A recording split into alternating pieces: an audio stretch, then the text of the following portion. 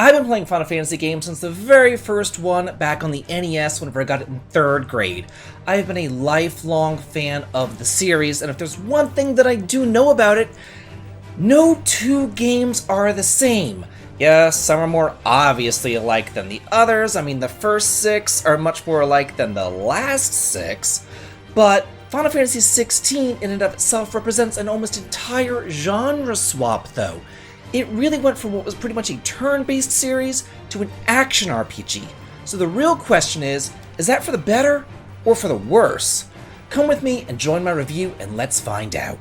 Personally, I do love turn-based games. They are my bread and butter. But I also grew up on action RPGs, with games like Final Fantasy Adventure, The Secret of Mana, and Crystallis being counted among my favorites. So maybe I am unique in this respect, but I can appreciate an action RPG just as much as I can appreciate a turn-based one. And at the end of the day, you can't fault a game for what you want it to be. You can only judge it based upon its own merits and what it actually is. So if you're refusing to play this based upon some preconceived notion of what you think Final Fantasy should be, then in reality, you're really only doing yourself a disservice, because no exaggeration, no hyperbole here, this is easily the best game that I've played all year long, and it's also up there in the top 5 best Final Fantasies I've ever played as well. It really is just that good. Earlier, I did create a first thoughts type of video detailing many of the finer features of Final Fantasy XVI, such as how that battle system works, as well as the general flow of the game. And if you'd like to watch that video, there is a link to it in the video description. But here, now that I've completed the game, I really just kind of want to give you my final overarching thoughts about all of my time with it.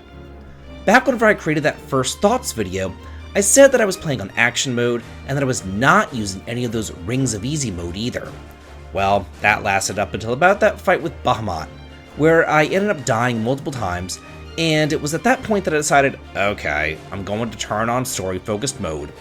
And also, and I've talked about this before, but I do have arthritis in my hands, so some of those faster-paced games do wear on me, and because of that, I did end up putting on that Ring of Evasion. Not really because I needed it from like a gameplay standpoint, but more just kind of ease the pain in my joints. As far as exploration goes, I really was not a fan of it. Yeah, the areas are massive and they're absolutely beautiful, but because there is no minimap, and not even like a compass on the screen either, I was always checking that large map first to see where to go, then turning around to face the right direction, then checking the map again to make sure that I was turning the right direction, then finally taking off. It was just kind of needlessly annoying. And I know that they do have a rationale for not having a mini-map, that they pretty much just didn't want people to stare at it, but really, what's worse here? Staring at a mini-map or stopping your run constantly to check the big map? Also, it's rather unfortunate that there's not an auto run, and you just kind of have to like walk until you finally start running. Not to mention the annoyance of not being able to run whenever you're inside of a town. Later on, you can catch and ride a chocobo, but unless you're going for very long distances, I didn't bother, because the controls on the big bird are kind of slidey, and it kind of takes a minute to call them and then jump on top of them, and then whenever you're on them, you can't open up doors or you can't grab treasure chests, then whenever you get into an encounter, you kind of have to take off of them. It's just kind of a whole big to-do. Also, for about 75% of the game or so, there's really no reason to go off the beaten path and grab sparklies or even look for treasure chests, because those sparklies will just be potions, gil, or crafting crap, and the treasure chests will pretty much just be more of the same. One of the main tenets of Final Fantasy to me was always getting more and more treasure upgrades, going into a new dungeon and finding that next best sword, or that cool piece of equipment, or that great accessory. But you don't really do that here. You just kind of upgrade your equipment at the blacksmith after each major story segment. There's no real incentive to find treasure because honestly, it's just not that good. Not only that, but Clive can only equip 3 accessories. And it's not like you can put anything on your other party members either. So I pretty much just equipped an attack up accessory, the Ring of Evasion, and a booster for Flames of Rebirth, and then I like never fooled with the accessories again. And I kind of find myself wishing that it was more like Secret of Mana, where Torgal and Jill would be full-fledged party members that you could equip weapons, armors, and accessories on. Because then, if all of their unique equipment was like found in treasure chests, that would have definitely given an incentive to explore. There are obelisks that enable fast travel, but these obelisks are few and far between. So again, I found myself wishing that there were probably like double the amount of obelisks, simply because of the amount of backtracking that you're going to be having to do for all the side quests and the hunts. And don't get me started on the back and forth that you have to do inside of Cid's hideaway too. There's this one portion, and you have to talk to Mid like 50 times, and you're constantly being your little gopher and running back and forth, and she's so frickin' far away. Then, again, to make matters worse, remember, you can't run in towns. All that running around Cid's hideaway gets real old, real fast. So I kind of wish that like a menu would pop up whenever you selected the hideaway, and then from there, you could choose your location. I do think that something like that would be really simple and would help with a lot of that back and forth. You will be exploring every nook and cranny though to fulfill those side quests, main quests, and the hunts. And all those quests are clearly located on your map, but the hunts aren't. You need to deduce for yourself from the hunt board where they're located, but that's actually kind of fun and the rewards for the hunt are actually worth it. And let me tell you, these side quests are easily some of the best side quests I've ever had in gaming. Some are mundane, some make you think, some move you to tears, some make you laugh out loud, and some just make you cringe. Like when the queen of the bitches gouges out an eyeball. Like, holy hell! Something that I really loved about them was that they built off one another. Each side quest wasn't just helping some random, you always pretty much helped the same people, so you got to see them grow and change and learn all about their backstories. I heard a lot of complaining about these side quests over on the Twitter, but let me say this. You were doing yourself a great disservice by not doing all of them, because the amount of world building found in them is just massive. And if anybody says otherwise, that's really kind of a red flag that that person just didn't do the side quests. The story as well is top notch. It does have a lot of similarities to Game of Thrones, from things like the Iron Bloods, the Boiling Sea, to Stone Sickness, to the Old English and the medieval setting.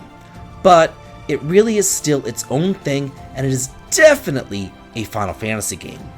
I loved all of the little story arcs, and while the vast majority of the story took place after the icon fights, I was on the edge of my seat with every new twist and turn, because just like Game of Thrones, death was around every corner.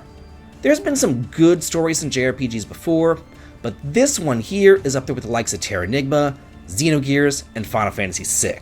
This is a real one. As far as the battle system is concerned, I really enjoyed it, but I'm also just going to kind of come out and say it, because I don't think that anybody else will. Those icon battles suck! I hate them!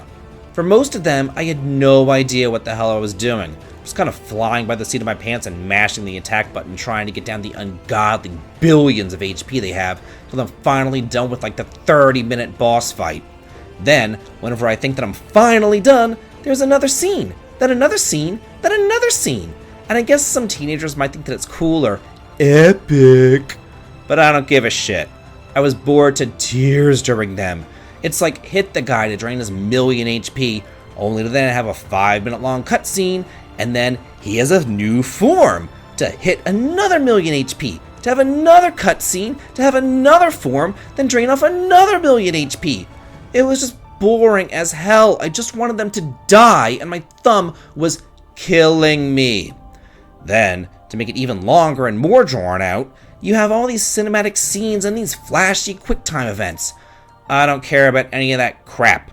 I just wanted to strategize and kill the boss, and I hated being interrupted constantly in these boss fights.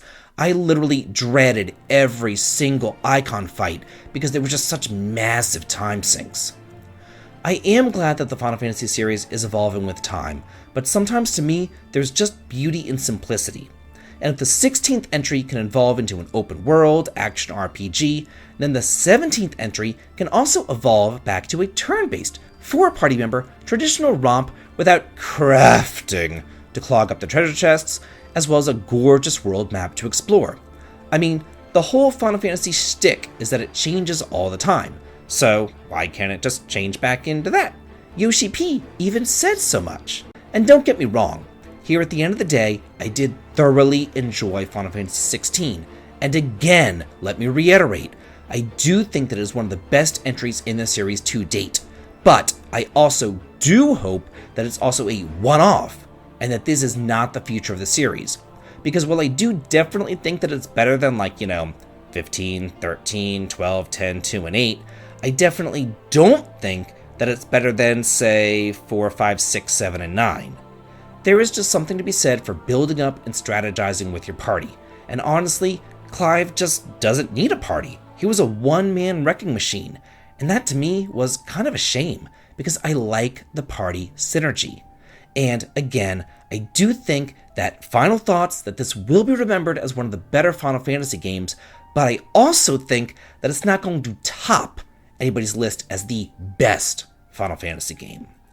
So that's it for my review of Final Fantasy XVI. What did you think about the game, and what did you feel about it? Let's get a discussion going on here, and let's talk and chat all about it. I would love to hear what you have to say. And if you like what I do around the channel, please head on over to the Patreon to sign up for early access to my videos and behind-the-scenes photographs. The link to it is over in the video description. And as always, please like, comment, and subscribe, and have a good day.